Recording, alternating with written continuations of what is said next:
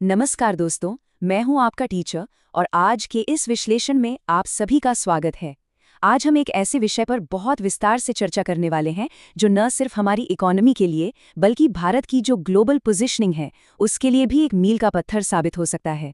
जी हां, हम बात कर रहे हैं भारत और यूरोपियन यूनियन के बीच हुए मुक्त व्यापार समझौते की, जिसे हम फ्री ट्रेड एग्रीमेंट या FTA कहते हैं। देखिए, ये टॉपिक आपके आने वाले SSC, BPSC और UPSC एग्जाम्स के लिए बहुत ही ज़्यादा महत्वपूर्ण है, तो इसे बहुत ध्यान से समझिएगा। तो आप लोगों ने ये टर्म ज़रूर सुना होगा, mother of all trade deals. अब देखिए, इसको ध्यान से समझिए। ये कोई मार्केटिंग स्लोगन नहीं है। जब इंडिया और यूरोप के इतने सीनियर ऑफिशियल्स खुद इस शब्द का इस्तेमाल कर रहे हैं, तो समझिए कि इसका एक बहुत गहरा मतलब है। ये इस बात का इशारा है कि ये जो समझौता है, ये कितना बड़ा, कितना व्यापक है। मतलब ये सिर्फ कुछ सामानों पर टैक्स कम करने की बात नहीं है। नहीं, इसमें इन्वेस्टमेंट, सर्विसेज, डिजिटल ट्रेड और फ्यूचर टेक्नोलॉजीज जैसे न जाने कितने ही सेक्टर्स शामिल हैं। और आप कह सकते हैं कि इसीलिए ये इंडिया की हिस्ट्री का अब तक का सबसे एम्बिशियस ट्रेड एग्रीमेंट है। तो सवाल यही उठता है कि आखिर इस डील को ऐसा कहा क्यों जा रहा है। आज के इस पूरे विश्लेषण में हम इसी सवाल का जवाब ढूंढेंगे और इस टॉपिक को पूरी तरह से एग्जाम के नजरिए से समझने की कोशिश करेंगे। इंटरनेशनल रिलेशंस में ये भारत और EU के बदलते रिश्तों को दिखाता है और इकोनॉमी में ये भारत की ट्रेड पॉलिसी में एक बहुत बड़े बदलाव का प्रतीक है। इसीलिए इस टॉपिक की जो वैचारिक स्पष्टता है, यानी कि कॉन्सेप्चुअल क्लैरिटी, वो आपके लिए बहुत जरूरी है। आज की चर्चा को हमने एक स्ट्रक्चर्ड तरीके से बांटा है। सबसे पहले हम इसका बैकग्राउंड समझेंगे कि ये समझौता यहाँ तक पहुँचा कैसे। फिर हम इस डील के जो प्रोविजंस हैं उनको डिकोड करेंगे। इसके बाद हम इसका सेक्टर वाइज विश्लेषण करेंगे कि किस इंडस्ट्री पर क्या असर पड़ेगा। फिर इसके जियोपॉलिटिकल महत्व को देखेंगे और आखिर में जो सबसे ज़रूरी है, एग्जाम फोकस और आंसर राइटिंग पर भी बात करेंगे। ये जो स्ट्रक्चर्ड अप्रोच है, ये आपको मेंस का आंसर लिखने में बहुत ज़्यादा मदद करेगी। चलिए सबसे पहले इसकी जो ऐतिहासिक पृष्ठभूमि है उसको समझते हैं। देखिए, किसी भी इंटरनेशनल अग्रीमेंट को समझने के लिए उसका इतिहास जानना बहुत जरूरी होता है। भारत और यूरोपियन यूनियन के औपचारिक संबंध तो 1962 में ही शुरू हो गए थे, लेकिन साल 2004 में इन संबंधों को स्ट्रैटेजिक पार्टनरशिप का दर्जा दिया गया। अब समझिए, इस स्ट्रैटेजिक पार्टनरशिप शब्द का मतलब क्या है। इसका मतलब है कि अब ये रिश्ता सिर्फ ट्रेड तक सीमित नहीं है, बल्कि इसमें सिक्योरिटी, पॉलिटिक्स और ग्लोबल मुद्दों पर सहयोग भी शामिल है। ये दिखाता है कि EU भारत को एक महत्वपूर्ण वैश्विक शक्ति के रूप में देखता है। इस FTA की जो यात्रा है वो काफ़ी लंबी और उतार चढ़ाव भरी रही है। बातचीत 2007 में शुरू हुई, लेकिन कुछ गंभीर मतभेदों की वजह से 2013 में ये रुक गई और लगभग 8 साल तक इसमें कोई प्रोग्रेस नहीं हुई। फिर 2021 के बाद जो ग्लोबल हालात बदले, उनके कारण बातचीत दोबारा शुरू हुई और आखिरकार अब इस डील की घोषणा हुई है। लगभग 2 दशकों की ये यात्रा ये दिखाती है कि ये समझौता कितना जटिल और दोनों ही पक्षों के लिए कितना ज़रूरी है। प्रीलिम्स में इस टाइमलाइन से क्रोनोलॉजिकल ऑर्डर में सवाल बन सकता है, तो इन वर्षों को ध्यान में रखिएगा। अब सवाल ये है कि 2013 में बातचीत रुकी क्यों थी। इसके कुछ मुख्य कारण थे जिन्हें हम स्टिकिंग पॉइंट्स भी कहते हैं। पहला, भारत यूरोपियन कारों पर 110% तक की भारी इंपोर्ट ड्यूटी लगाता था ताकि अपनी घरेलू ऑटोमोबाइल इंडस्ट्री को बचाया जा सके। दूसरा, शराब और वाइन पर 150% का टैरिफ था, जो कि एक सेंसिटिव मुद्दा था। इसके अलावा भारत अपने किसानों की सुरक्षा के लिए डेयरी और कृषि बाजार को पूरी तरह खोलने से हिचक रहा था। और EU की जो सख्त डेटा सुरक्षा कानून और IPR हैं, उनको लेकर भी भारत की अपनी चिंताएं थीं, क्योंकि इससे हमारी दवा इंडस्ट्री पर असर पड़ सकता था। तो फिर ऐसा क्या बदला कि 8 साल बाद बातचीत फिर से शुरू हो गई? यहाँ पर जो बदलती हुई वैश्विक परिस्थितियां थी, उन्होंने एक उत्प्रेरक का, एक कैटलिस्ट का काम किया। कोविड-19 महामारी ने दुनिया को दिखाया कि किसी एक देश, खासकर चीन पर सप्लाई चेन के लिए निर्भर रहना कितना ज्यादा जोखिम भरा है। इसके बाद रूस यूक्रेन युद्ध और अमेरिका चीन के बीच जो ट्रेड टेंशन हुई, उसने सोच को और पुख्ता कर दिया। इन सब ने मिलकर भारत और EU दोनों को ये महसूस कराया कि आपसी मतभेदों को दूर करके एक साथ आना अब सिर्फ आर्थिक नहीं, बल्कि एक रणनीतिक जरूरत बन गया है। चलिए, अब हम इस डील के जो कोर कंपोनेंट्स हैं उन्हें समझते हैं। आखिर इस समझौते के अंदर है क्या? इसे समझने के लिए सबसे पहले तो ये जानना जरूरी है कि आखिर एक FTA होता क्या है। देखिए, FTA का सीधा सा मतलब होता है कि 2 या 2 से ज्यादा देश आपस में व्यापार करते समय जो कस्टम ड्यूटीज या टैक्सेस होते हैं, उनको कम या खत्म कर देते हैं, ताकि उनके बीच ट्रेड आसान हो सके। ये इसकी सबसे सरल परिभाषा है। लेकिन जैसा कि हम आगे देखेंगे, भारत ईयू समझौता इस पारंपरिक परिभाषा से कई ज्यादा व्यापक और गहरा है। जरा इस समझौते के स्केल को समझिए। एक तरफ है भारत और दूसरी तरफ 27 देशों का यूरोपियन यूनियन। ये दोनों मिलकर दुनिया के लगभग 2 अरब आबादी का प्रतिनिधित्व करते हैं। ग्लोबल जीडीपी का 25% यानी 1/4 हिस्सा और ग्लोबल ट्रेड का लगभग 30% हिस्सा इनके पास है। क्या आप इस विशालता की कल्पना कर सकते हैं? भारत ने आज तक इतने बड़े और विकसित इकोनॉमिक ब्लॉक के साथ कोई एफटीए नहीं किया है। ये अपने आप में ऐतिहासिक है। इसे एक नेक्स्ट जनरेशन एफटीए कहा जा रहा है। क्यों? क्योंकि ये पुराने जमाने के एफटीएस की तरह नहीं है, जिसमें सिर्फ सामानों पर टैरिफ कम करने की बात होती थी। ये समझौता services, investment protection, digital trade और आईपीआर जैसे भविष्य के क्षेत्रों को भी कवर करता है। और यहाँ तक कि सस्टेनेबिलिटी और क्लाइमेट चेंज जैसे 21वीं सदी के महत्वपूर्ण मुद्दों को भी इसमें शामिल किया गया है। इसका दायरा बहुत ही व्यापक और भविष्योन्मुखी है। इस डील का जो सबसे मुख्य बिंदु है वो है टैरिफ में कटौती। यहाँ टैरिफ लाइन्स शब्द का मतलब है अलग अलग प्रकार के प्रोडक्ट्स या वस्तुएं। तो लगभग 90% टैरिफ लाइन्स पर यानी 90% प्रोडक्ट्स पर टैरिफ को या तो पूरी तरह से खत्म कर दिया जाएगा या फिर अगले 5 से 10 सालों में चरणबद्ध तरीके से यानी फेज वाइज मैनर में कम किया जाएगा। ये व्यापार के दरवाजे खोलने की दिशा में एक बहुत बड़ा कदम है। अब हम इस समझौते के सबसे महत्वपूर्ण हिस्से पर आते हैं, सेक्टर वाइज एनालिसिस। ये मेंस आंसर राइटिंग के लिए बहुत ज़रूरी है। आपको ये पता होना चाहिए कि किस सेक्टर को फ़ायदा होगा और किसे चुनौतियों का सामना करना पड़ेगा। सबसे पहले बात करते हैं सबसे विवादित सेक्टर, ऑटोमोबाइल की। यहाँ पर बातचीत के दौरान एक बहुत ही संतुलित बीच का रास्ता निकाला गया है। टैरिफ को 110% से घटाकर 10% किया जाएगा, जो ईयू की एक बड़ी मांग थी। लेकिन भारत ने अपनी शर्त रखी और इसके साथ एक कोटा सिस्टम जोड़ दिया। इसका मतलब है कि 1 साल में सीमित संख्या में ही गाड़ियां इस कम टैरिफ पर आ सकेंगी। इस दोहरी व्यवस्था से क्या होगा? इससे भारत की जो मास मार्केट कार इंडस्ट्री है, जैसे मारुति, टाटा, वो सुरक्षित रहेगी और साथ ही भारतीय कंज्यूमर्स को सस्ती लग्जरी गाड़ियां खरीदने का विकल्प भी मिल सकेगा। ये एक विन विन सिचुएशन बनाने की कोशिश है। अब आते हैं उस सेक्टर पर जिसे भारत की सबसे बड़ी जीत माना जा रहा है, टेक्सटाइल्स एंड गारमेंट्स। अब तक क्या होता था कि भारतीय कपड़ों पर ईयू में 8 से 12% का टैरिफ लगता था, जबकि हमारे जो कॉम्पिटिटर्स हैं जैसे बांग्लादेश, उन्हें ज़ीरो ड्यूटी एक्सेस मिलता था, जिससे हमारे एक्सपोर्टर्स को नुकसान होता था। इस डील के बाद ये टैरिफ लगभग 0 हो जाएगा। इसका सीधा मतलब है कि हमारे कपड़े यूरोप में सस्ते और ज़्यादा कॉम्पिटिटिव हो जाएंगे। इससे हमारे एक्सपोर्ट्स को बहुत बड़ा बूस्ट मिलेगा। छोटे और मध्यम उद्योगों एमएसएमईज को फ़ायदा होगा। और चूंकि इस सेक्टर में महिलाएं बड़ी संख्या में काम करती हैं, तो महिला रोजगार में भी बढ़ोतरी होगी। ये भारत के लिए एक बहुत बड़ी कूटनीतिक और आर्थिक जीत है। फार्मा सेक्टर में भी भारत ने एक बेहतरीन संतुलन बनाया है। एक तरफ हमें अपनी जेनेरिक दवाओं और एपीआईज यानी दवा बनाने के कच्चे माल के लिए ज़ीरो ड्यूटी एक्सेस मिला है, जिससे हमारा एक्सपोर्ट बढ़ेगा। वहीं दूसरी तरफ हमने कंपल्सरी लाइसेंसिंग के अपने अधिकार को भी सुरक्षित रखा है। इसका सीधा सा मतलब ये है कि किसी भी राष्ट्रीय आपातकाल या स्वास्थ्य संकट की स्थिति में भारत किसी भी पेटेंटेड दवा का सस्ता जेनेरिक वर्जन बना सकता है। इस प्रावधान को सुरक्षित रखकर हमने ये सुनिश्चित किया है कि फार्मेसी ऑफ द वर्ल्ड के रूप में भारत की भूमिका और मजबूत होगी। सर्विसेज सेक्टर में एक ऐतिहासिक फैसला हुआ है, जो भारत के स्किल प्रोफेशनल्स के लिए बहुत बड़ी खुशखबरी है। भारतीय छात्रों, प्रोफेशनल्स और वर्कर्स के लिए अनकैप्ड मोबिलिटी का प्रावधान किया गया है। इसका मतलब ये है कि यूरोप जाने के लिए कोई संख्यात्मक सीमा या वीज़ा कैप नहीं होगा, जैसा कि हम अमेरिका के H-1B वीज़ा में देखते हैं। ये अमेरिका के H-1B वीज़ा के अनिश्चितताओं की तुलना में एक बहुत बेहतर और स्थिर विकल्प प्रदान करता है, जिससे हमारे IT प्रोफेशनल्स, डॉक्टर्स, इंजीनियर्स को यूरोप में काम करने के ज़्यादा अवसर मिलेंगे। चलिए, अब व्यापार से आगे बढ़कर इसके रणनीतिक और भू राजनीतिक महत्व को समझते हैं और साथ ही उन चुनौतियों पर भी नजर डालते हैं जो सामने आ सकती हैं। ये एनालिसिस इंटरव्यू के नजरिए से बहुत महत्वपूर्ण है। ये एफटीए सिर्फ आर्थिक आंकड़ों से परे भारत की स्ट्रेटेजिक ऑटोनॉमी यानी रणनीतिक स्वायत्तता को भी मजबूत करता है। देखिए, अमेरिका के साथ हमारे व्यापार में अक्सर टैरिफ की अनिश्चितता बनी रहती है और चीन पर हमारी आर्थिक निर्भरता एक रणनीतिक जोखिम है। ऐसे में ईयू एक स्थिर, नियम आधारित और भरोसेमंद पार्टनर के रूप में उभरता है।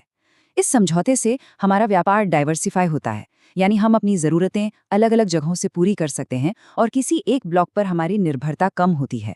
ये विदेश नीति में एक बहुत ही महत्वपूर्ण कदम है। लेकिन हर ट्रेड डील के 2 पहलू होते हैं। कुछ चुनौतियां और चिंताएं भी हैं जिन्हें नजरअंदाज नहीं किया जा सकता। हमारे घरेलू उद्योगों, खासकर ऑटो, डेयरी और कुछ एमएसएमईज को यूरोपियन प्रोडक्ट से कड़ी प्रतिस्पर्धा का डर है। इसके अलावा ईयू के कड़े पर्यावरण और श्रम मानक हमारे एक्सपोर्टर्स के लिए नॉन टैरिफ बैरियर्स का काम कर सकते हैं। और अंत में इतने बड़े डील को जमीन पर सफलतापूर्वक लागू करना भी अपने आप में एक बड़ी प्रशासनिक चुनौती होगी। सरकार को इन चुनौतियों से निपटने के लिए एक मजबूत रणनीति बनानी होगी। अब आते हैं सबसे जरूरी हिस्से पर, एग्जाम फोकस। इस सारी जानकारी को आप अपने उत्तरों में कैसे इस्तेमाल करेंगे? मेंस में एनालिटिकल क्वेश्चन आने की पूरी संभावना है। मेंस आंसर में आप इस तरह की एक संरचना का उपयोग कर सकते हैं। इंट्रोडक्शन में एफटीए को डिफाइन करें और इसे नेक्स्ट जनरेशन डील बताएं। बॉडी में इसके मुख्य फीचर्स, सेक्टर वाइज इम्पैक्ट, रणनीतिक महत्व और चुनौतियों पर विस्तार से चर्चा करें। और कंक्लूजन में इसे एक गेम चेंजर बताते हुए एक सकारात्मक वे फॉरवर्ड के साथ अपना उत्तर समाप्त करें। जैसे आप सुझाव दे सकते हैं कि घरेलू उद्योगों को कॉम्पिटिटिव बनाने के लिए सरकार को क्या कदम उठाने चाहिए। अंत में इस बात को समझिए, व्यापार समझौते रातों रात किसी अर्थव्यवस्था को नहीं बदलते, लेकिन वे उस अर्थव्यवस्था के अगले दशक की दिशा और दशा तय करते हैं। भारत यूई एफटीए सिर्फ एक व्यापारिक सौदा नहीं है, यह एक रणनीतिक साझेदारी है जो आने वाले वर्षों के लिए भारत के आर्थिक और भू राजनीतिक पथ को निर्धारित करेगी। तो एस्पिरेंट्स के लिए सलाह यही है कि ऐसे करंट अफेयर्स के टॉपिक्स को सिर्फ न्यूज़ की तरह नहीं बल्कि एक कॉन्सेप्ट की तरह पढ़ा जाना चाहिए। उसकी गहराई में जाना जरूरी है, तभी एग्जाम में एक बेहतर और विश्लेषणात्मक उत्तर लिखा जा सकता है। Thank you, keep studying, stay focused. नमस्कार दोस्तों, पिछले पार्ट में हमने India European union free trade agreement का हिस्टोरिकल बैकग्राउंड, स्ट्रक्चर और कोर फ्रेमवर्क डिटेल में समझा था। आज के इस कंटिन्यूएशन पार्ट में हम फोकस करेंगे सेक्टर वाइज इम्पैक्ट पर। हम विश्लेषण करेंगे कि कौन से सेक्टर्स विनर्स होंगे, कौन से सेक्टर्स के लिए चैलेंजेस होंगे और हाँ, एग्जाम पर्सपेक्टिव से इसका लॉन्ग टर्म स्ट्रेटेजिक सिग्निफिकेंस क्या है। ये टॉपिक एसएससी, बीपीएससी और यूपीपीएससी तीनों के लिए एक्सट्रीमली इंपॉर्टेंट है। तो आज के इस विश्लेषण को हमने इन 6 सेक्शंस में बांटा है। ये स्ट्रक्चर आपको मेंस में एक बेहतर आंसर फ्रेम करने में मदद करेगा। तो चलिए शुरू करते हैं पहले सेक्शन से। सबसे पहले चलिए बात करते हैं उन सेक्टर्स की जो इस एफटीए का सबसे कंट्रोवर्शियल और आप कह सकते हैं सेंसिटिव पार्ट माने जा रहे हैं, यानी ऑटोमोबाइल और अल्कोहल। इन सेक्टर्स पर नेगोशिएशन सबसे मुश्किल थी क्योंकि इसमें डोमेस्टिक इंटरेस्ट को प्रोटेक्ट करते हुए एक बैलेंस्ड अप्रोच की जरूरत थी। ऑटोमोबाइल सेक्टर को देखते हैं। अभी की स्थिति ये है कि इंडिया यूरोपियन कार्स पर लगभग 110% तक इंपोर्ट ड्यूटी लगाता है। इस हाई टैरिफ का मुख्य उद्देश्य डोमेस्टिक ऑटो इंडस्ट्री को प्रोटेक्ट करना और मेक इन इंडिया इनिशिएटिव को बढ़ावा देना था। ध्यान से समझिए, एफटीए के बाद ये ड्यूटी फेज वाइज यानी धीरे धीरे कम होगी, लेकिन ये अनियंत्रित नहीं होगा। एक कोटा सिस्टम लाया गया है। पेट्रोल और डीजल कार्स के लिए साल में लगभग 1.6 लाख यूनिट्स का कोटा है, जिसमें टैरिफ 5 साल में घटकर 10% हो जाएगा। वहीं इलेक्ट्रिक व्हीकल्स के लिए लगभग 90,000 यूनिट्स का कोटा है और टैरिफ रिडक्शन 10 साल में होगा। ये point exam point of view से बहुत इंपॉर्टेंट है। प्रीलिम्स में यहाँ से फैक्चुअल क्वेश्चन बन सकता है। अब मेंस के पर्सपेक्टिव से सोचिए, सवाल बन सकता है कि इंडिया ने अपनी डोमेस्टिक ऑटोमोबाइल इंडस्ट्री को कैसे प्रोटेक्ट किया। इसका जवाब इन्हीं पॉइंट्स में है। पहला, कोटा बेस्ड अप्रोच ने इंपोर्ट्स की संख्या को सीमित कर दिया। दूसरा, इसका असर सिर्फ लग्जरी सेगमेंट यानी BMW, ऑडी, मर्सिडीज जैसी गाड़ियों पर पड़ेगा। मास मार्केट ब्रांड्स जैसे मारुति, टाटा या महिंद्रा वो पूरी तरह से सुरक्षित हैं। और तीसरा, ईवीज के लिए 10 साल का लंबा टाइमलाइन डोमेस्टिक ईवी स्टार्टअप्स को मैच्योर होने का पर्याप्त समय देगा। ये एक बहुत ही सोची समझी स्ट्रैटेजी है। अब आते हैं अल्कोहल सेक्टर पर, जो पॉलिटिकली सेंसिटिव होता है। पहले वाइन और स्पिरिट्स पर लगभग 150% टैरिफ था। एफटीए के बाद वाइन पर टैरिफ 20 से 30% और स्पिरिट्स पर लगभग 40% हो जाएगा। लेकिन ऑटोमोबाइल की तरह यहाँ भी कोटा लिमिट्स लागू हैं। इसका असर मुख्य रूप से प्रीमियम सेगमेंट पर पड़ेगा, जिससे हॉस्पिटैलिटी और टूरिज्म सेक्टर को बूस्ट मिलेगा, पर मास डोमेस्टिक लिकर इंडस्ट्री को कोई मेजर थ्रेट नहीं है। चलिए अब बात करते हैं उन सेक्टर्स की जहां इंडिया को इस नेगोशिएशन में सबसे बड़ी जीत हासिल हुई है। ये सेक्टर्स हैं टेक्सटाइल्स, गारमेंट्स, लेदर और फार्मास्यूटिकल्स। ये इंडिया के लिए आप कह सकते हैं गेम चेंजर साबित हो सकते हैं।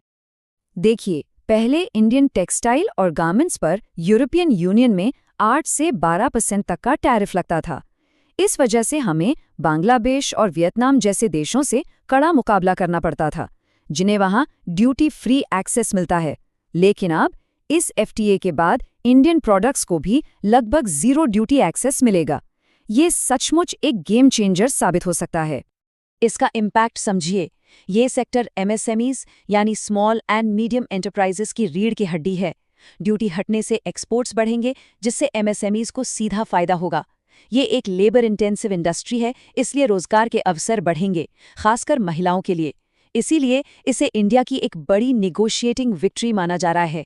ये यूपीएससी मेंस के लिए परफेक्ट आंसर मटीरियल है। अब बात करते हैं फार्मा सेक्टर की। इंडिया को फार्मेसी ऑफ द वर्ल्ड कहा जाता है क्योंकि हम दुनिया में जेनेरिक ड्रग्स के सबसे बड़े प्रोवाइडर हैं। इस एफटीए ने हमारी इस पोजीशन को और मजबूत किया है।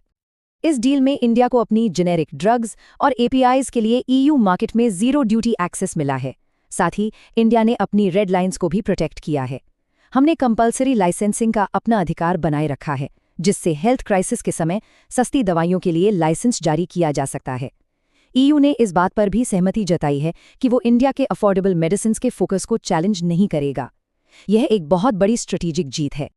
अगले सेक्शन में हम उन सेक्टर्स को देखेंगे जो फ्यूचर ओरिएंटेड है और इंडिया की लॉन्ग टर्म इकोनॉमिक आर्किटेक्चर के लिए स्ट्रेटेजिक एनेबलर्स का काम करेंगे। ये है एविएशन और सर्विसेज। एविएशन सेक्टर के लिए एक बहुत बड़ा फैसला लिया गया है। इस एफटीआई के तहत एयरक्राफ्ट, इंजन्स, स्पेयर पार्ट्स और एमएमआरओ यानी maintenance, repair and overhaul services पर 0% टैरिफ होगा। इसका सीधा असर एयरलाइंस की ऑपरेशनल कॉस्ट कम करने पर पड़ेगा और इंडिया को एक ग्लोबल एमएमआरओ हब बनाने में मदद मिलेगी। ये पॉइंट जीएस पेपर 3 इंफ्रास्ट्रक्चर के लिए बहुत रेलेवेंट है। अब आते हैं सर्विसेज सेक्टर पर, जो इंडिया की सबसे बड़ी स्ट्रेंथ है। इस डील का सबसे महत्वपूर्ण और कह सकते हैं ऐतिहासिक पहलू है इंडियन प्रोफेशनल्स के लिए अनकैप्ड मोबिलिटी। इसकी तुलना अमेरिका के H-1B सिस्टम से कीजिए। H-1B में एनुअल वीजा कैप्स होते हैं, लॉटरी सिस्टम होता है और पॉलिसी चेंजेस की अनिश्चितता बनी रहती है। इसके विपरीत इंडिया ईयू एफटीए के तहत इंडियन स्टूडेंट्स, स्किल्ड प्रोफेशनल्स और वर्कर्स के लिए कोई वीजा कैप नहीं होगा। इससे एक हाई डिग्री ऑफ सर्टेनिटी मिलेगी। ये जीएस पेपर 2 और जीएस पेपर 3 दोनों के लिए इम्पॉर्टेंट है। ये एफटीए सिर्फ ट्रेड और इकोनॉमिक्स तक सीमित नहीं है। इस डील को सिर्फ आर्थिक चश्मे से देखना गलती होगी। अब हम इसके जियोपॉलिटिकल और स्ट्रेटेजिक इम्पैक्ट को समझेंगे। ये समझौता इंडिया की फॉरेन पॉलिसी और स्ट्रेटेजिक ऑटोनॉमी का एक महत्वपूर्ण उपकरण है। इस एफटीए के जरिए इंडिया अपनी स्ट्रेटेजिक ऑटोनॉमी को मजबूत कर रहा है। पहला कदम है चाइना पर अपनी आर्थिक निर्भरता को कम करना। दूसरा, अमेरिका में टैरिफ की अनिश्चितता के बीच अपने ट्रेड को डाइवर्सिफाई करना। तीसरा, इंडिया को ग्लोबल वैल्यू चेन्स में बेहतर तरीके से इंटीग्रेट करना।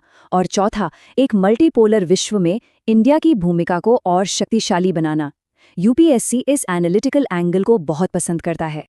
एक बैलेंस्ड मेंस आंसर लिखने के लिए किसी भी समझौते से जुड़े चैलेंजेस और रिस्क्स को समझना भी बहुत जरूरी है। तो आइए इस एफटीए से जुड़ी चिंताओं पर नजर डालते हैं। तो सवाल उठता है, क्या ये डील परफेक्ट है? देखिए, कोई भी ट्रेड डील परफेक्ट नहीं होती। इसकी सफलता इसके इम्प्लीमेंटेशन पर निर्भर करती है और इम्प्लीमेंटेशन में कई चुनौतियां हैं। कुछ प्रमुख चिंताएं हैं। पहला, ऑटो और डेयरी जैसे डोमेस्टिक इंडस्ट्रीज में कंपटीशन का डर। दूसरा, यूरोपियन यूनियन के कठोर एनवायरमेंटल और लेबर स्टैंडर्ड्स को पूरा करना, जो हमारे एमएसएमईज के लिए एक बड़ी चुनौती हो सकती है। तीसरा है ईयू के कार्बन बॉर्डर टैक्स या CBAM का प्रभाव, जिसका असर हमारे स्टील और एल्यूमिनियम जैसे सेक्टर्स पर पड़ सकता है।